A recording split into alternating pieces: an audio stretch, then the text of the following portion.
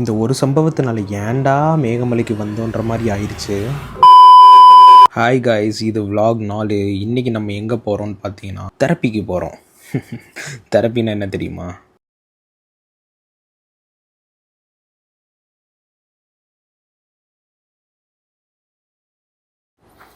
Signal இல்லை, பெரிய activity இல்லை. முதல்ல இங்கே என்னடா பண்ண போகிறோன்னு தான் தோணுச்சு.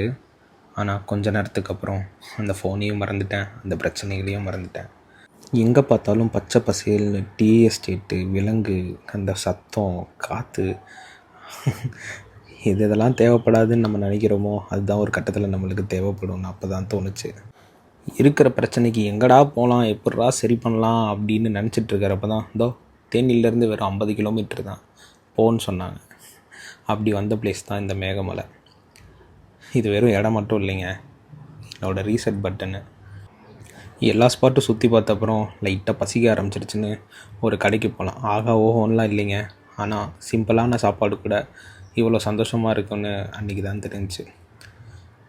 நல்ல ஒரு மீல்ஸு, சிக்கன் குழம்பு, அப்படியே சுட சுட ஒரு மோமோ வாயில் போடுறதுக்குள்ளே ஆறி போயிடும்.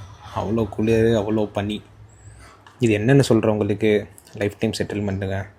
இது எல்லாத்தையும் முடிச்சுட்டு திருப்பி அந்த பழைய வாழ்க்கைக்கே போகணுன்னு நினைக்கிறப்போ கடுப்பு தான் வருது. மீண்டும் இன்னொரு vlogல சந்திப்போம். பாய்.